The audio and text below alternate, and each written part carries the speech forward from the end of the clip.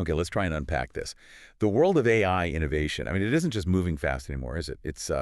It feels like it's breaking the sound barrier sometimes. Yes, it really does. Every week, honestly, it feels like there's a brand new model or some new capability or maybe even a whole paradigm shift that just completely redefines what we thought was even possible. Mm-mm. And keeping pace with it all, sometimes it really feels like you're trying to sip water from a fire hose while it's pointed right at your face. That's a good analogy, actually. It's a deluge.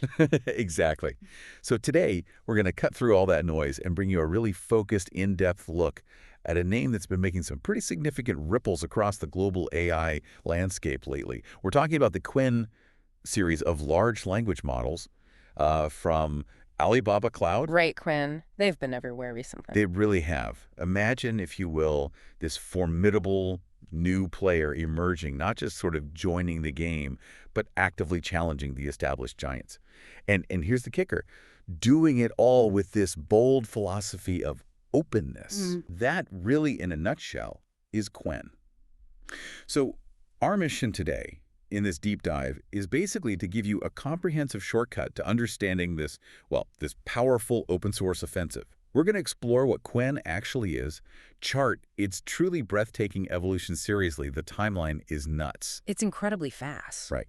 We'll peek under the hood a bit, understand its unique architectural strengths, benchmark its performance against, the best in the industry, see where it's being used, and, maybe most importantly, arm you with a clear-eyed assessment of both the substantial risks and, let's be fair, the incredible opportunities it presents for you. Yeah, and I think it's important to understand right from the start, Quen isn't just, another LLM tossed onto the pile. Yeah. This is a really strategic, calculated move by Alibaba. Okay. Sure, their stated goal is about democratizing AI, and that's, a noble aim on the surface. But this whole initiative, it's also a powerful engine, really, designed to accelerate market penetration for their own cloud services. Ah, okay, the cloud angle. Exactly. And it's about drawing top-tier global talent into their ecosystem, which is growing fast. So this discussion, it isn't just about the tech marvels, although they are impressive. It's deeply tied into this larger ambition to shift the global AI power balance. Yeah. We're seeing this unique mix. You've got top-tier performance, often delivered at a really compelling cost, but, and this is the crucial part we need to dig into, it comes packaged with some inherent complexity, some pretty significant risks that absolutely demand careful consideration. Okay. So yeah, we're here today to help you navigate that really intricate balance. Great. So let's start right there with the basics. Why? Why would a tech behemoth like Alibaba, with all its resources, its market power, make what seems like a pretty unconventional choice to open source such powerful cutting-edge AI models? What's the stated philosophy behind it? And maybe what's the bigger strategic game they're playing here? Well, Alibaba's declared philosophy for these extensive open source AI efforts is actually remarkably explicit. They say they aim to democratize AI and to level the playing field. Okay, democratize AI. What does that mean in practice? Think about the implications, right? They're intentionally trying to lower the barriers to entry into this really sophisticated AI space. And not just for the big corporations, but crucially for small to medium businesses, for innovative startups, for academic researchers, and even for individual developers who just don't have the massive compute power or the deep pockets that, the big tech companies command. So access for everyone, essentially. Pretty much. The core promise is empowering all these different groups by releasing these powerful, advanced Qwen models without the really restrictive licensing fees or those paper API call models that you often see with the proprietary offerings. Right. Imagine getting access to some of the most advanced AI capabilities out there, not as like a service you rent, but as a foundational tool, something you can deploy yourself, modify, build upon. That's the really compelling promise they're making. And beyond just making it accessible, that open source strategy, it feels like it's also pointing towards maybe greater transparency in AI. Is that part of it? Precisely. Yeah, that's a huge aspect. This approach fundamentally challenges that whole black box nature that surrounds so many closed proprietary AI models by openly sharing the model weights and often the underlying code and pretty comprehensive documentation too. Alibaba is actively inviting the global research and developer community to, scrutinize their work, to validate it, and to collaboratively innovate on their technology. So more eyes on the code, basically. Exactly. And in theory, this collective intelligence, this kind of transparent, collaborative innovation, it isn't just about fostering trust, though that's part of it. It's really about accelerating scientific breakthroughs and making sure the technology develops in a way that's more verifiable, more robust. It's a powerful statement about how they see AI development moving forward. Okay, but you hinted earlier, this isn't purely altruistic. There's a strategic angle here, too. Oh, absolutely. As I mentioned, this isn't just, tech for tech's sake. This aggressive open source strategy, it positions Qwen in a really unique kind of disruptive way within the fiercely competitive AI landscape. Well, it's a direct counterpoint to those walled garden ecosystems you see from providers like OpenAI or Anthropic. Their business model is largely built on selling API access to their highly guarded, closed-source models. Right, the API economy for AI. Exactly. Alibaba's move, it seeks to fundamentally commoditize the foundational model layer itself. The idea is to shift where the value is created. If the core model becomes a widely available utility like electricity or something, Okay. then the primary value shifts away from just the model itself and towards the innovative applications and the robust infrastructure that people build on top of it. Oh, so they provide the foundation and the value comes from what's built on it, potentially running on their cloud. Precisely. This could significantly disrupt existing business models and really redefine where the economic center of gravity in the AI industry ends up. And that have broader implications too, right? Yeah. Commercial, maybe even geopolitical. Definitely. Huge implications. And we're already seeing real, tangible evidence of their success in building up this vibrant global developer community around Qwen. I mean, consider this. There are now over 130,000 derivative models based on Qwen that have been developed and shared just on Hugging Face. 130,000, that's Yeah, wow. it's a massive number. And what's really remarkable is that it actually surpasses the ecosystem built around Meta's Llama series, which itself is hugely popular. More than Llama. Okay, that is significant. It really is. This isn't just about numbers. It's a clear sign that Qwen's architecture is gaining serious momentum, maybe even becoming a kind of de facto industry standard for open source. The long-term vision here is clear. Establish a robust, self-sustaining ecosystem that will, in turn, drive demand for Alibaba's core cloud computing services. Right, back to the cloud. As developers and companies adopt and build more Qwen-based applications, they'll naturally need optimized infrastructure to deploy and scale them. Alibaba's strategic hope, obviously, is that their cloud platform becomes the go-to choice. It's a very calculated effort to grab significant market share and, maybe just as importantly, mind share, especially against the Western tech giants, not just in China, but globally. And there's a specific platform involved in nurturing this ecosystem, isn't there? Something called model scope. What role does that play? Yeah, model scope is absolutely critical. It's a linchpin in their whole strategy. It's China's largest AI open source community platform, and it's championed and heavily backed by Alibaba. Okay. But it's way more than just a place to download Qwen models.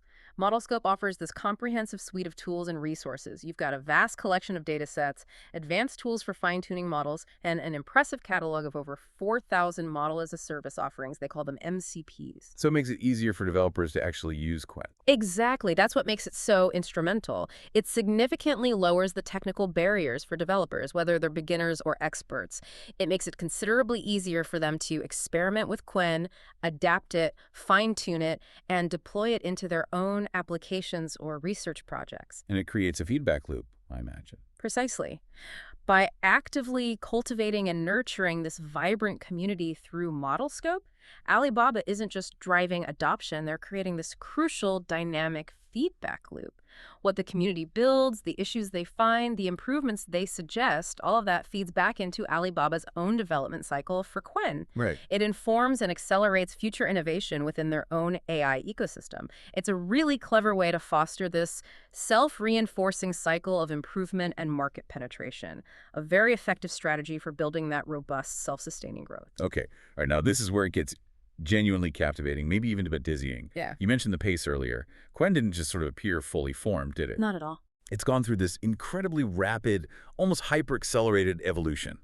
It really does feel like tech evolution on fast forward. Let's try and trace this journey, because the sheer speed of innovation and the strategic timing of these releases, it's genuinely remarkable. You've absolutely nailed the pace. It's not just rapid. It's like an aggressive, intentional sprint.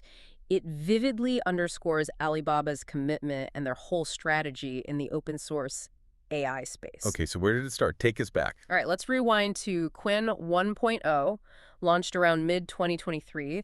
This was the foundation. It introduced models with a range of sizes, starting pretty small at 1.8 billion parameters, but scaling all the way up to a substantial 72 billion. Okay, a decent range to start. Yeah, and these initial models were trained on a huge data set, up to 3 trillion tokens, mostly English and Chinese. But what was really interesting, showing some foresight even back then, was their design. They were built from the ground up with agentic capabilities and tool use in mind. Agentic meaning. Meaning they were designed not just to generate text, but to potentially take actions, interact with external tools or APIs. It showed Alibaba was already thinking beyond simple text generation towards a future of AI agents. Got it. Okay, so that was 1.0. What came next?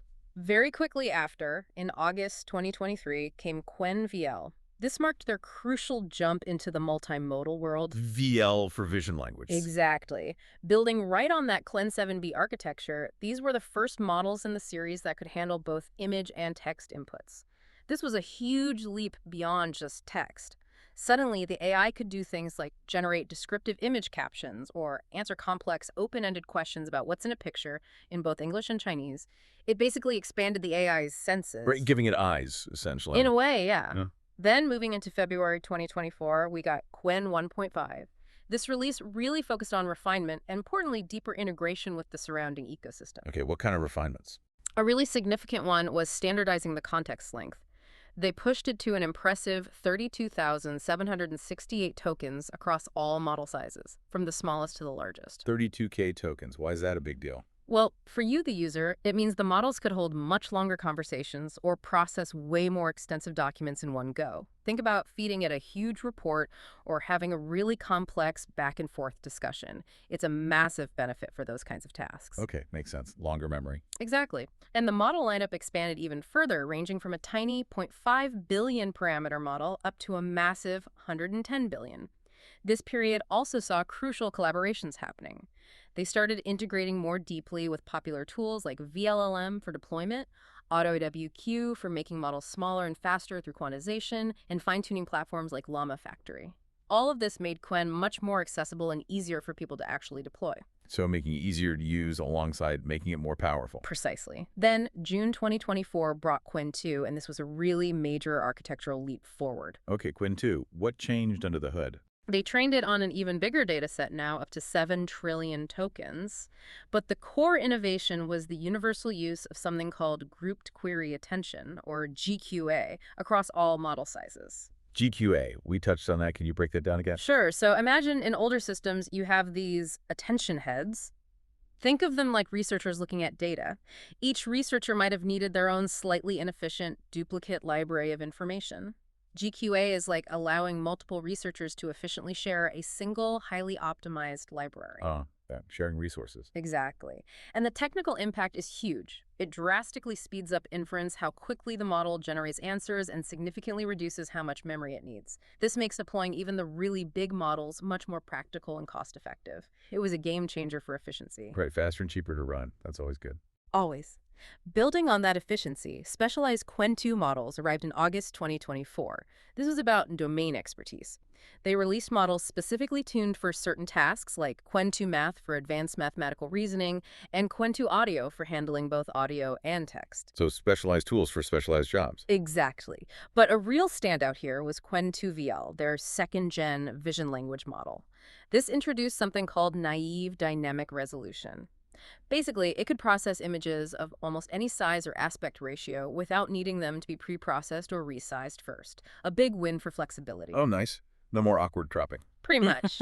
And it also incorporated something called multimodal rotary position embedding, or MRWME. That's a fancy term, but essentially it's a sophisticated technique to help the model better align and understand the positional information across different types of input text, images, maybe even video snippets later on. So it understands not just what's in an image, but how it relates to the text. Exactly. It makes its multimodal reasoning much more coherent, much more powerful. It's like teaching it contextual understanding between senses. Okay, the pace is relentless. What's next after August 24? The Qwen 2.5 series, which rolled out between roughly September 2024 and January 2025. This generation was all about aggressively pushing the boundaries of scale and, crucially, mastering extremely long context windows. Scale and long context. How big are we talking? The training beta expanded again, reaching an enormous 18 trillion tokens. They introduced some highly cost-effective models like a 14B and a 32B parameter version, plus a mobile-friendly 3B model. But the headline act was Qwen 2.5 1M. 1M meaning 1 million. 1 million tokens context length, yes. Whoa, 1 million tokens.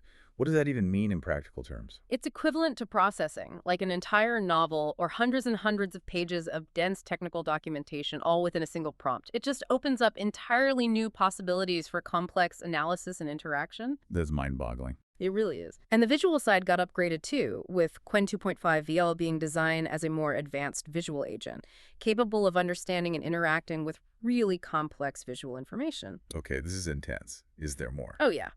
Then, towards the end of 2024 and into early 2025, we saw these experimental releases, QWQ and QVQ. QWQ, QVQ. Sounds like alphabet soup. Ah, yeah. QWQ 32B Preview was specifically built for advanced language reasoning tasks, and QVQ 72B Preview focused on complex vision reasoning. These were Alibaba's first dedicated open-source models purely focused on highly intricate reasoning, kind of like dedicated thinking modules. So moving beyond general ability to specialized reasoning. Exactly. They were positioning these directly against other reasoning-focused models coming out, like DeepSeek R1. It showed a clear intent to push the boundaries into more specialized cognitive functions. And that brings us almost up to date. Almost. The latest major announcement is Qwen 3, slated for release around April 2025. This looks like the culmination of all that relentless R&D. Qwen 3, the grand finale. Yeah. Or just the next step. Probably the next major step. This is where they introduce a really sophisticated dual pathway architecture. It cleverly combines both traditional dense models with those super efficient mixture of experts, or MOE designs we talked about. Right, MOE for efficiency. Mhm. What's the big innovation in Qwen 3? The single most significant innovation seems to be a hybrid thinking mode. This feature allows the model to dynamically choose how it processes information. For complex tasks, it can engage in an internal chain of thought, basically, thinking step by step internally to ensure accuracy. Like showing its work, but inside its head. Exactly. But for simpler queries, it can provide a fast, direct answer, bypassing those internal steps for speed. And you can control that. That's the key. For you, the developer, this offers unprecedented flexibility. You can dynamically manage a kind of thinking budget within your apps, let the AI reason deeply when accuracy is paramount, or respond instantly when speed is the priority. It's a potential game changer for control and efficiency. Wow. Okay. That chronological journey, it really is a masterclass in just aggressive, relentless innovation. My head's spinning a bit, just trying to keep track of that pace. It's a lot, I know. It really feels like AI development is running on dog years, doesn't it? But seeing that progression, it's obvious this isn't just about small, incremental improvement. These are big leaps. So now that we've traced what Qwen is and how incredibly quickly it's evolved, let's just pause for a moment and really try to peek under the hood. What are the nuts and bolts, the clever engineering choices that actually give Qwen its unique competitive edge? Yeah, absolutely. And you're right, the pace is exhilarating, but it's the ingenuity under the hood that actually enables that speed. So at its core, the Qwen series, like pretty much all the cutting-edge LLMs these days, is built on the transformer architecture. The standard, yeah. Right. It's the industry's gold standard now because its self-attention mechanisms are just incredibly effective at letting models understand context deeply within data. That's crucial for generating text that makes sense and is relevant. Okay, so transformer base. Yeah. What else? Well, beyond that core, there are several key components you see consistently across the more recent Qwen models, and they really showcase a clear focus on optimized performance. For instance, the activation function they use is called SWE-GLU. SWE-GLU. Sounds technical. It is, but basically it's a specific mathematical function inside the neural network, and studies have shown it tends to improve performance compared to older functions, like ReLU. It lets the network sort of modulate or control the flow of information more effectively as it processes data. Think of it maybe like a more nuanced dimmer switch instead of just an on-off switch in the model's brain. Right. It helps it learn subtle patterns better. Okay, a smarter switch. Got it. Hmm. What about the tokenizer? How it breaks down words? The tokenizer is also a pretty sophisticated piece of kit. Qwen uses a byte pair encoding, or BKE, tokenizer. It's actually based on OpenAI's highly efficient tick token library, which is well regarded. Okay. But what's really noteworthy about Quinn's tokenizer is its exceptionally large vocabulary. It has 151,936 unique tokens. That sounds like a lot. Why does that matter for someone using it? It matters quite a bit, actually. This huge vocabulary lets the model handle a massive range of languages really efficiently, including complex ones like Chinese or Japanese, and also lots of different programming languages. Bigger vocabulary means the model can represent more words or code snippets as single units, single tokens. Instead of breaking them into smaller pieces. Exactly. It reduces the need to break down uncommon words or specific code syntax into multiple, smaller, sometimes less meaningful units. This makes the processing more efficient, faster, and it also significantly cuts down on decoding errors. So you get more accurate and fluid text generation, especially if you're working with multiple languages or generating a lot of code. Okay, so better handling of diverse text and code. Right. And it also cleverly distinguishes between regular text tokens and special control tokens. These are like internal commands that signal specific functions or modes to the model itself. So it really sounds like their focus isn't just on making the models bigger and bigger, but making them smarter, more efficient at scale. That seems crucial, especially as businesses start using these where every bit of efficiency saves real money. Exactly right. That relentless focus on computational efficiency is really a defining feature of Quen's evolution. It's what lets them push models to these massive parameter counts without the inference costs, the cost of actually running the model ballooning proportionally or becoming totally prohibitive. Right. It's a direct strategic answer to the economic and practical limits of that earlier, bigger is always better, no matter the cost approach we saw in the LLM race. By prioritizing efficiency, Alibaba is making their advanced AI models not just powerful, but actually accessible and practical for widespread enterprise use. It's about moving AI out of the pure research lab and into day-to-day business operations. And GQA, that grouped query attention, is a big part of that efficiency push. A huge part. Yeah, as you mentioned, GQA is implemented across all the Qwen 2 and Qwen 3 models. Let's visualize it again. In standard multi-head attention, each attention head, those processing units looking for patterns, has its own set of query, key, and value matrices. This works, but it creates a big memory bottleneck, especially for large models, because you need to store this thing called a key value KV cache while the model is running. Okay, memory hog. It can be. GQA cleverly solves this by having multiple query heads intelligently share a single unified set of key and value heads.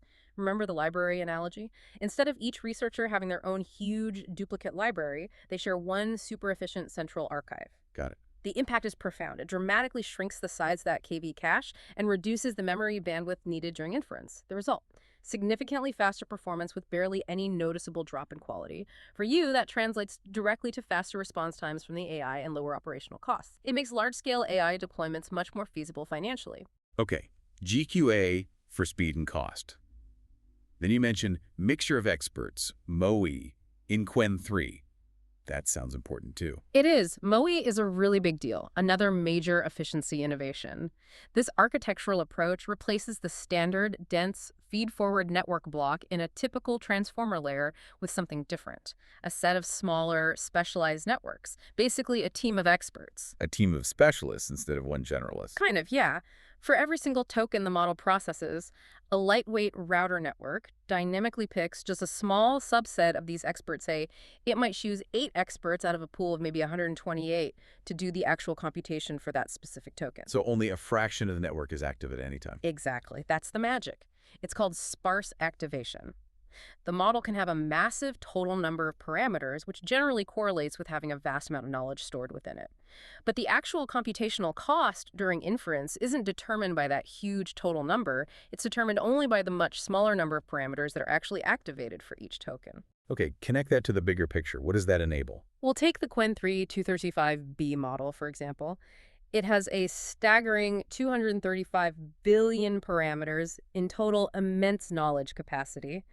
But thanks to MOE, only about 22 billion of those parameters are active for any single token it processes during inference. Wow. So you get the deep knowledge and the reasoning capability that comes with a 235 billion parameter model, but you get it with the inference cost and the speed that's much closer to a much smaller 22 billion parameter model. Best of both worlds, kind of. Knowledge of a giant, speed of something smaller. Pretty much. It makes these truly massive, highly knowledgeable models practical and efficient in a way they just weren't before. It shifts the focus from just raw parameter count to really smart, efficient parameter utilization. That's genuinely fascinating. Yeah. It does raise an important question, though.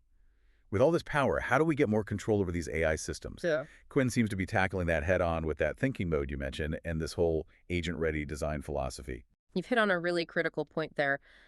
Beyond just raw performance and efficiency, Qwen's architecture is increasingly incorporating these sophisticated features that give developers much more fine-grained control over the model's behavior, especially its internal reasoning processes. And that is absolutely crucial if we're going to build AI agents that are not only powerful, but also more reliable and predictable. So tell me more about this hybrid thinking mode in Qwen 3. How does that work? It's a brilliant innovation, really. It lets the model operate in two distinct modes, and you can switch between them dynamically. The default mode for complex tasks is thinking mode. Here, the model internally generates a chain of thought, basically. It thinks through the steps, like, first I need to do X, then Y, then Z, before it even starts formulating the final answer. Okay. This deliberate step-by-step internal process significantly boosts accuracy for really demanding tasks. Think complex math problems, writing intricate code, or tackling nuanced logical puzzles. But what about simple stuff? Does it still go through all that? That's where non-thinking mode comes in. For simpler queries, like a casual chat question or a straightforward request for information where speed is more important, you can instruct the model to switch modes. It then bypasses those internal reasoning steps and provides a direct, low-latency response. And the relevance for me as a developer. It's huge. You get to dynamically balance that critical trade-off. Yeah. Do you want deep reasoning and high accuracy, even if it takes a bit longer? Or do you need a super fast response, even if it's for a simpler task? You can control this even within the same ongoing conversation just by using special tags in your prompts. It gives you an unprecedented level of control over the model's cognitive process, its thinking budget. That's very cool. And this ties into the whole agent-ready design. Directly. Yeah, this capability is a core part of why the Qwen architecture is explicitly engineered to support complex agentic workflows. It has native, robust support for things like function calling and sophisticated tool use. Function calling, like talking to other software. Exactly. It enables the model to seamlessly interact with external APIs, maybe query a database, access real-time information from the internet via a search API, run some code in an interpreter, or leverage other external data sources. Oh. This powerful capability, especially when you combine it with Qwen's incredibly long context windows and now this controllable reasoning, makes these models a truly formidable foundation for building autonomous agents. Agents that can plan multi-step processes, execute complex tasks, learn from interactions, and adapt to dynamic situations. And Alibaba provides tools for this. They do. To make it easier, they've even developed a dedicated Qwen agent framework. It's essentially a structured toolkit designed to help developers quickly build and deploy these advanced autonomous systems using Qwen models as the core brain. Okay, let's unpack this then. All this talk, advanced architecture, rapid evolution, clever engineering, it sounds incredibly impressive on paper. But the crucial question always is, how does it actually perform out there in the real world? Does Qwen really live up to the hype when you benchmark it against the industry's best, both the big closed-source players and its open-source rivals? It absolutely does, yeah. Mm-hmm. And the benchmark results are often quite compelling, sometimes even surprising, especially in certain areas. If we look at general language understanding, knowledge, and reasoning tasks, Qwen models have consistently shown themselves to be highly competitive. Okay, give me some examples. Like MMLU, that's a common one. Right. MMLU, the Massive Multitask Language Understanding Benchmark, it tests knowledge across 57 different subjects. It's pretty comprehensive. The Qwen 1.572B model, for instance, scored 77.5%. That notably outperformed Meta's Llama 270B model, which scored 69.8% on the same test. Okay, so better than Llama 2 there. Mhm. How about against the top closed models? Getting closer. The more advanced Qwen 272B Instruct model pushed that MMLU score up to 82.3%. That puts it within striking distance of GPT-4, which scored around 86.4% in similar comparisons. Okay, 82 versus 86. Still a gap, but competitive. Competitive, exactly. And on even tougher reasoning benchmarks like MMLU Pro, which is designed to probe deeper cognitive abilities, the Qwen 2.532B Instruct model achieved a strong 69.0%. And the latest, Qwen-3 with MoE. Right, the flagship qwen-3 235B, leveraging that mixture of experts architecture, posted a really impressive 87.4% on MMLU Redux. That's a version of MLU designed to minimize potential contamination from training data. 87.4. How does that stack up? That score places it firmly on par with top-tier closed models like GPT-4o, which scored around 88.0%, and just a whisker behind DeepSeek v3's 89.1%. Oh, wow. Okay. So what's really fascinating here, the key takeaway, is that state-of-the-art general reasoning capability, which for a long time felt like the exclusive territory of heavily guarded, closed-source systems, is demonstrably no longer out of reach for open-source alternatives like Qwen. That performance gap, or moat as some call it, it's clearly shrinking and shrinking fast. That's a really powerful statement about how the landscape is shifting. Okay, now, here's where it gets really interesting for a lot of people listening. Performance in those highly technical domains like advanced math and coding. How does Qwen measure up there? Because those are critical areas for many applications. This is truly where Qwen showcases some exceptional strengths, yeah. It distinguishes itself significantly here. Let's take the GSM-8K benchmark. This tests grade school math word problems, which sounds simple, but it's surprisingly tough for LLMs because it requires understanding context and applying logical steps. Right, not just calculation. Exactly. The Qwen 1.572B model hit 79.5% on GSM-8K. Compare that to Llama 270B, which was down at 54.4%. That's a substantial leap. Huge difference. And the Qwen 272B Instruct model pushed that even higher to an impressive 91.1%. That puts it right up there, nearing GPT-4's score of 92.0%. Okay, so top-tier math performance. What about coding? Human evil. Yes, code generation, measured by the human evil benchmark. Qwen models have consistently positioned themselves right at the forefront of open source performance here, and honestly, in some cases, they're directly challenging the proprietary leaders. Really? Better than GPT-4. Well, the Qwen 272B Instruct model scored a remarkable 86.0% on human evil. In the specific comparative analysis where this was reported, this score was substantially higher than GPT-4's reported score of 67.0%. 86 versus 67. That's a massive difference in coding ability. It's significant, yeah. And it gets even better. The multimodal Qwen 2.5 VL32B Instruct model, remember the one that handles images too, actually posted a phenomenal human evil score of 91.5%. Wow. Okay. So the relevance for developers here is pretty clear. Absolutely. If you're a developer, an engineer, or maybe an enterprise looking for AI tools to help with coding, whether it's assistance, debugging, or even automated generation, Qwen offers exceptional, potentially industry-leading performance in these critical technical areas. This could mean real, tangible gains in productivity and innovation for your teams. Okay, beyond text and code, you mentioned multimodal and multilingual performance as differentiators.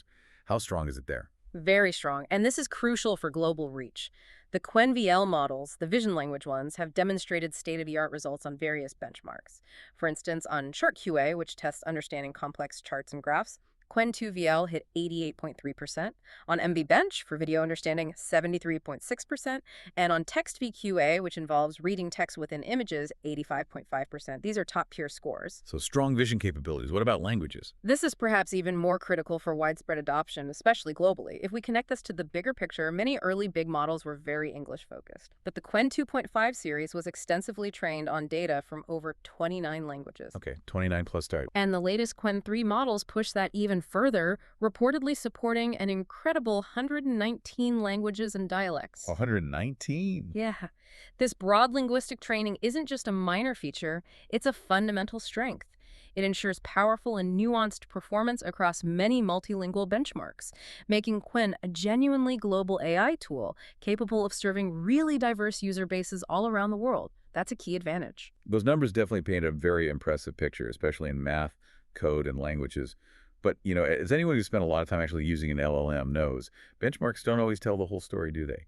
They don't capture the full sort of nuanced user experience. Beyond the raw metrics, what's the word on the street? What are developers and users saying who are interacting with Qwen day to day? What's the qualitative feel? Yeah, that's always crucial context, isn't it? Because the real-world feel can sometimes be different from the lab results. And the qualitative feedback from the developer community, especially if you look at places like Reddit or Discord channels, it's often quite positive in specific ways. People frequently praise Qwen models for their creativity, actually. Creativity, interesting. Yeah, and also for strong memory retention, particularly in things like conversational AI or role-playing scenarios. Users often find them quite engaging, able to maintain a consistent persona or remember details from much earlier in a long conversation, which is a common weak spot for many LLMs. Okay, so good for chat and creative uses. Any downsides mentioned? Oh, definitely. The feedback isn't uniformly glowing, and it highlights some common trade-offs you often find with powerful open source models. Some users have noted that actually setting up and configuring these models, especially if you want to get optimal performance, can be considerably more complex than just hitting a proprietary API endpoint. It often requires a higher degree of technical know-how. Right, more setup involved. Yeah. And sometimes the output style can be, well, some users perceive it as a bit aggressive or maybe overly verbose, like it might generate more text than strictly needed or take a very assertive tone in its storytelling or responses sometimes. Okay, so maybe it needs a bit more prompt engineering or tuning. Exactly. It points to a key difference. Qwen models are incredibly powerful, but they might require more careful, iterative prompting and configuration to get exactly the results you want, compared to some of the heavily moderated proprietary services. Those often have more extensive guardrails, more fine-tuning for specific user experiences baked in. So for you, it means you get a powerful tool, but one that might demand a bit more hands-on finessing to get just right. Got it. Powerful, but maybe needs a bit more careful handling. So what does all this mean for the broader AI landscape? Performance is one thing, sure, but a model's real lasting impact is often measured by the vibrancy and the scale of the ecosystem that grows up around it. Yeah. You mentioned the huge number of derivative models earlier. How else has Qwen managed to foster innovation and adoption beyond just releasing the core models? This is precisely where Alibaba's open source strategy really seems to be paying off, yeah. They haven't just released models, they've actively built tools to encourage their use in sophisticated ways. The prime example is the Qwen agent framework. Right, the agent framework. This was specifically developed to capitalize on those agentic capabilities they've been baking into the models right from Qwen 1.0.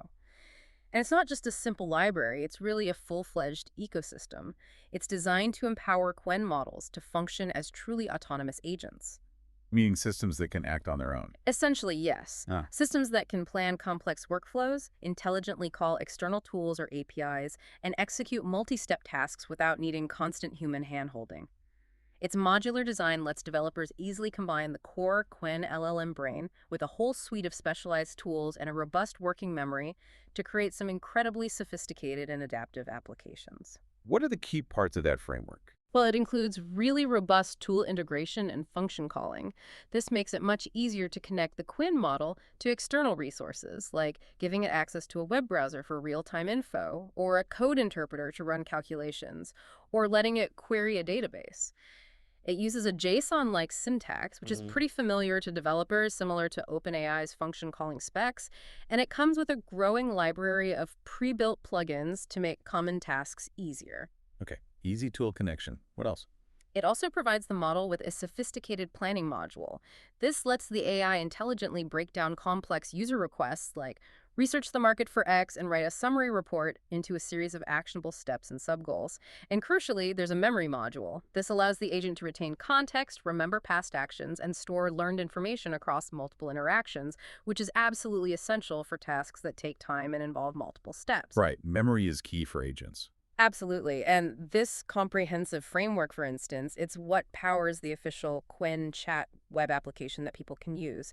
It also enables things like advanced document processing systems that leverage Qwen's incredible 1 million token context window to analyze just vast amounts of information, perhaps using techniques like retrieval augmented generation or RAG. Okay, so the framework really unlocks practical applications. Hmm.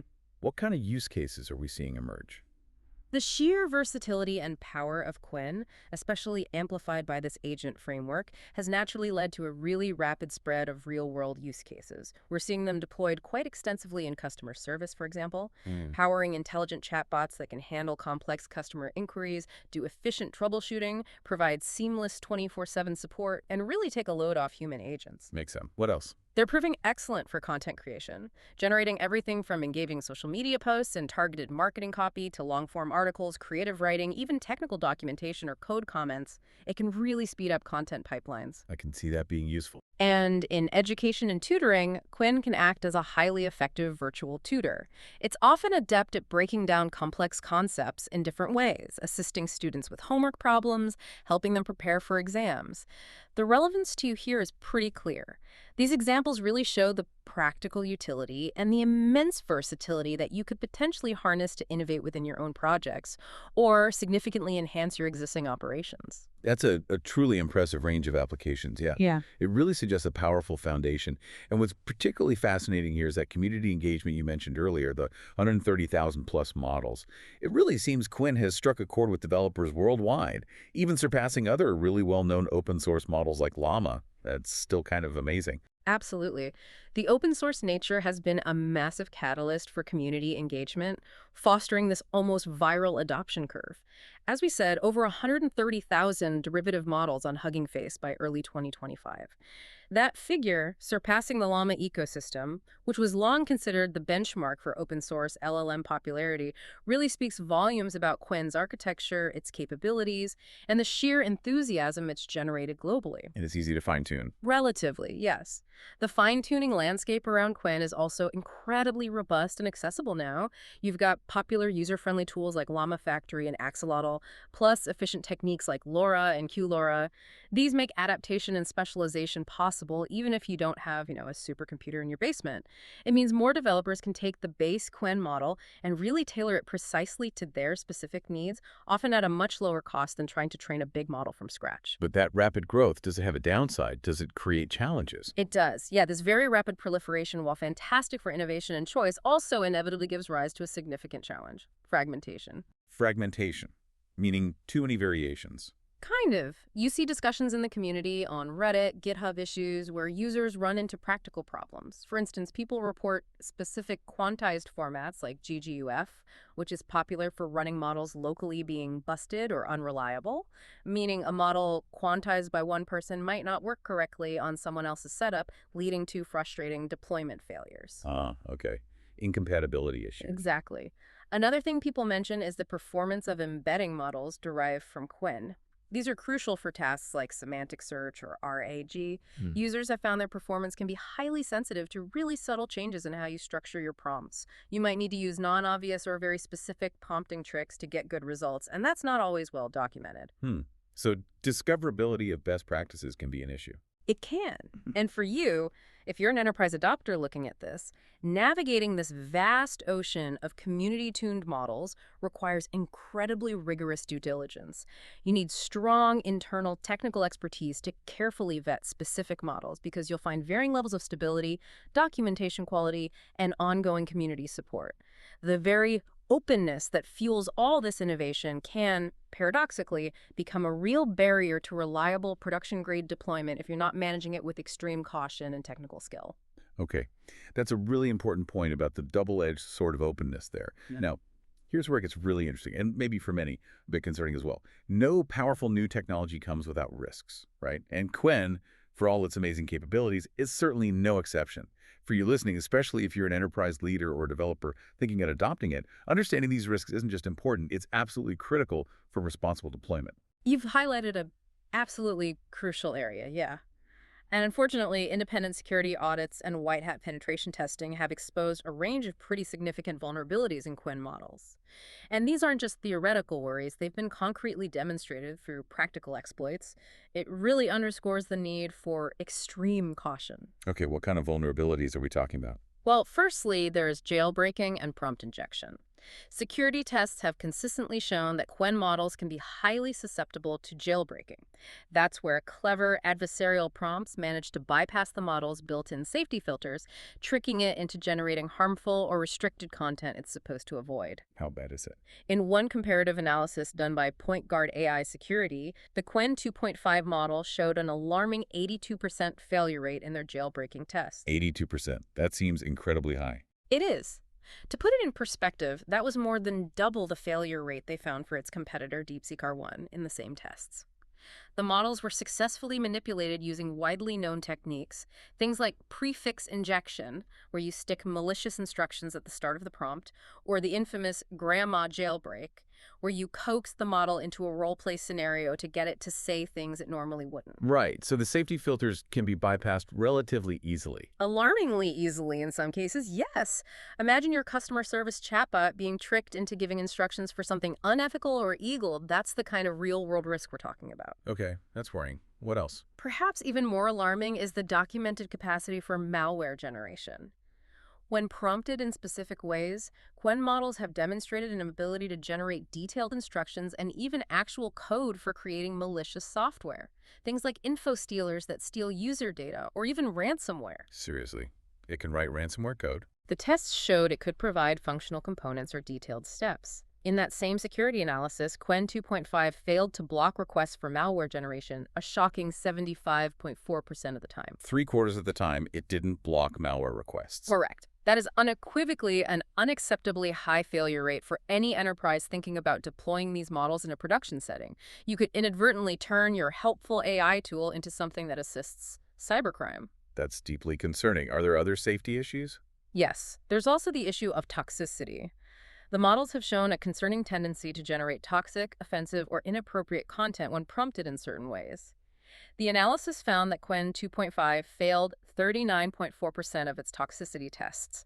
That meant it was more than twice as likely as DeepSeek R1 to produce responses deemed harmful, biased, or just generally unsuitable for public interaction. Okay, so let's just summarize those numbers again from that Point Guard report. Sure. For qwen 2.5, the key failure rates they reported were jailbreaking, 82.0%, malware generation, 75.4%, toxicity, 39.4%. These figures really present a stark warning for any organization that's prioritizing safe and ethical AI deployment. They certainly do. It raises serious questions. And what's particularly fascinating here, and this is a critical area for ongoing AI safety research, is this emerging evidence suggesting a potential link, a correlation between a model's advanced reasoning abilities and its vulnerability to certain types of attack. Like better reasoning makes it more vulnerable. That seems counterintuitive. It does, doesn't it? But some observations suggest that reasoning-focused models, maybe like qwen's experimental QWQ series, might be more susceptible to things like suffix attacks. That's where malicious instructions are cleverly hidden at the end of a seemingly normal prompt. How does that work? Well, simpler non-reasoning models might just ignore those weird suffixes as irrelevant noise. But the very nature of a sophisticated reasoning model is to try and interpret and follow all instructions comprehensively. And that effort, ironically, might make them more obedient to cleverly disguised malicious commands hidden in those suffixes. So its strength becomes a weakness. Its desire to understand everything makes it vulnerable to manipulation. Potentially, yes. It raises this important, almost paradoxical question for AI safety research. Could the very training methods we use to make models more helpful, better at following instructions, and capable of advanced reasoning inadvertently create new, more subtle attack surfaces? Could we be making them too compliant with cleverly crafted adversarial prompts? It's a really complex ethical tightrope for developers to walk. That's a truly thought-provoking paradox, yeah. Yeah. And it naturally leads us to another critical area, touching on ethics and geopolitics. Yeah. Content moderation and potential censorship, especially given Alibaba's base in China. Is there a noticeable difference in how qwen behaves depending on where or how it's deployed? This seems crucial. There is indeed. And it's a very stark contrast, raising critical ethical and, frankly, geopolitical concerns that demand really close attention. Independent testing has unequivocally revealed this difference based on the deployment environment. How so? When qwen models are run locally, say, you download the open weight model and run it on your own private server, or maybe on your laptop using a tool like Ollama, they have been observed answering politically sensitive questions related to China quite openly. Things like inquiries about the 1989 Tiananmen Square incident or the political status of Taiwan. The locally run models often answer without reservation or filtering. Okay, uncensored locally. What about through Alibaba's official channels? That's where it changes dramatically. When those exact same queries are put to the same qwen models, but through Alibaba's official cloud-hosted chat interface, the one the public typically interacts with, the responses are markedly different. Users generally get generic error messages or outright refusals to answer, often citing policy violations or just an inability to process the request. Wow, okay. So the censorship isn't baked into the model itself. If we connect this to the bigger picture, this observed difference strongly suggests as no, the censorship isn't inherent in the open weight models themselves. It appears to be implemented as a separate layer, like an external guardrail or a filtering system that Alibaba applies specifically to its official, public-facing service platform. What are the implications of that? Well, it means that you, theoretically, could run an uncensored version of the open weight model if you deploy it privately on your own infrastructure. You have that technical capability. However, this obviously raises significant questions about transparency, trust, and data sovereignty for any organization considering using Alibaba's official cloud services, especially if you operate globally or deal with diverse viewpoints. Right, you don't know what filtering might be happening upstream. Exactly. It clearly highlights the undeniable influence of the Chinese government's regulatory environment on the public-facing versions of these powerful AI tools. And let's be absolutely clear here. We are not taking sides or endorsing any political viewpoint. We are simply reporting the observable, documented facts from the source material and outlining what they mean for you, the potential user. This is a non-negotiable factor to consider for ethical AI deployment, particularly when dealing with sensitive geopolitical topics or serving diverse global audiences. You need to be aware of this dichotomy. A very important distinction. Okay, finally, let's touch on the more mundane but still crucial aspects. Licensing and data privacy. How does Qwen stack up legally, and what happens to your data if you use their services? Right. On the licensing front, the situation has thankfully evolved in a very positive direction. Early Qwen models were released under a more restrictive license, often requiring separate commercial agreements for business use, but commendably, the more recent releases, including the advanced Qwen 3 series, have adopted the much more permissive Apache 2.0 license. And Apache 2.0 is good for business use. Yes, it's a standard, widely accepted open source license. It allows for broad commercial use, modification, and distribution without heavy restrictions or copyleft requirements. This is a very positive development for adoption because it significantly reduces legal friction for both developers and enterprises wanting to build on Qwen. Okay, licensing seems pretty good now. What about data privacy, especially if you use their cloud services? This is where you need to pay extremely close attention, specifically regarding Qwen's cloud services, which are distinct from just downloading and running the open weight models yourself. Alibaba's privacy policy indicates they collect a very wide range of user data. Like what? It includes your account information, obviously, but also the prompts you type in, any files you might upload, your entire chat history, and automatically collected device and log data. Standard stuff, maybe, but here's the crucial part. The policy explicitly grants Alibaba the right to process all that user content, your prompts, your data, to, quote, improve our services and develop new products and services. Improve our services. That sounds broad. It is very broad. This sweeping clause, often coupled with ambiguous or completely non-existent details on how long they retain your data, raises significant privacy concerns, especially if you or your enterprise is handling sensitive, proprietary, or confidential information. So your prompts could essentially become training data for their next model. The policy certainly seems to allow for that possibility, yes.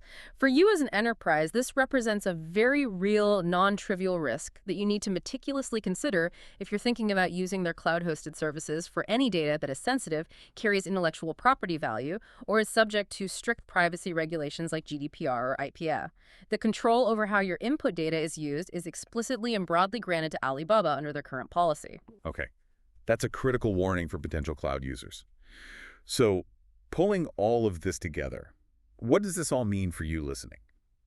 We've peeled back the many layers of Qwen, this incredibly ambitious open source strategy, the blazing fast evolution, the clever, efficient architecture, its impressive, often leading performance.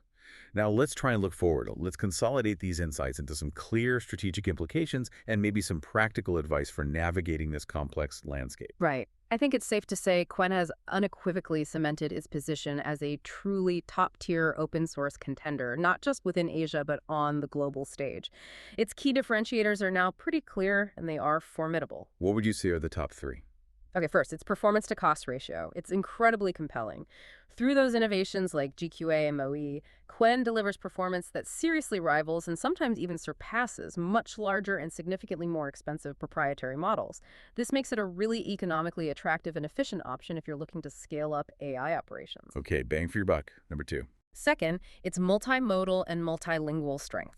This provides a substantial competitive edge. Its robust capabilities across what was it, 119 languages, and its advanced vision language processing are absolutely critical for global use cases and for building truly inclusive AI applications that can cater to diverse populations and handle different types of data, not just text. Global reach. And number 3. Third, its explicit agentic focus. The architecture, the dedicated Qwen agent framework, it's all designed with autonomous agents in mind. This perfectly aligns Qwen with a key future trajectory of the entire AI industry, enabling the development of sophisticated self-managing AI systems. Okay, performance cost, global reach, Yeah. agent focus. What's the future trajectory look like? Where do they go from here? Well, we can confidently expect Alibaba to keep pushing aggressively on all those fronts.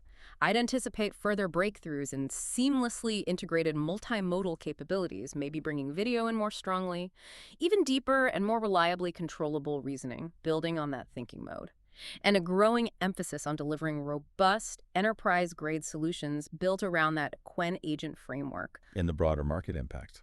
The central dynamic we'll continue to see is this tension between these increasingly powerful open ecosystems like Qwen's and the more curated, highly integrated, but often quite restrictive proprietary platforms like those from OpenAI or Google or Anthropic.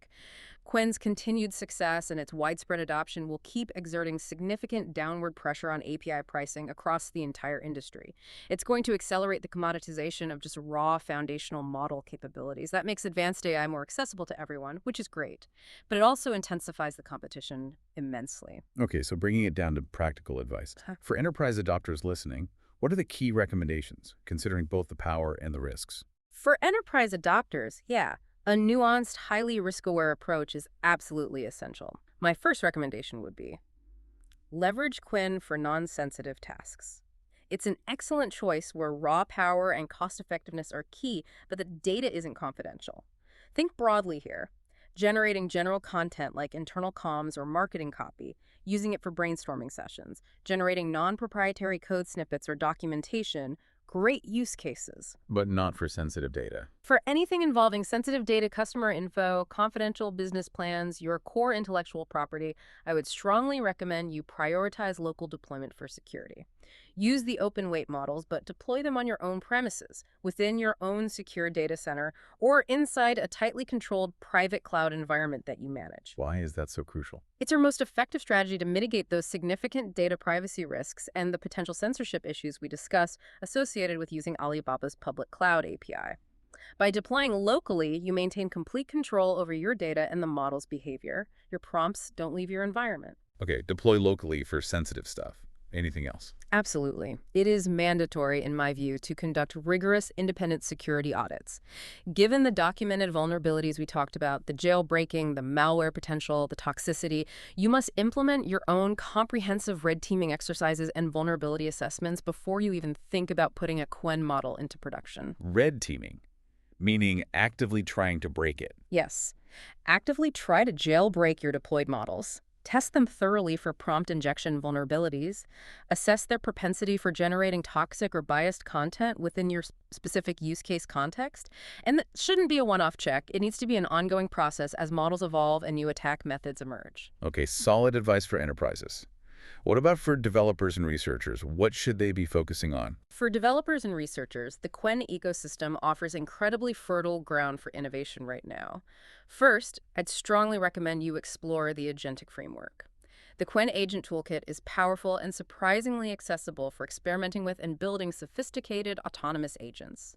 This whole area, AI planning, tool use, long-term memory, and agents, it's burgeoning with research potential and offers immense opportunities for breakthroughs. Get hands-on with agents. Good tip. Second, if you choose to fine-tune Qwen models and contribute back to that massive community, please contribute to the ecosystem with rigor. The community size is a strength, yes, but we talked about the fragmentation and quality control issues. So if you're building on Qwen, try to contribute not just your model weights, but also rigorous testing methodologies, clear and comprehensive documentation, and transparent evaluation results. Help combat those fragmentation issues and elevate the overall reliability and trustworthiness of the ecosystem for everyone. Paid forward with quality. Makes sense. And finally, a plea to the researchers listening. Please investigate the reasoning vulnerability link.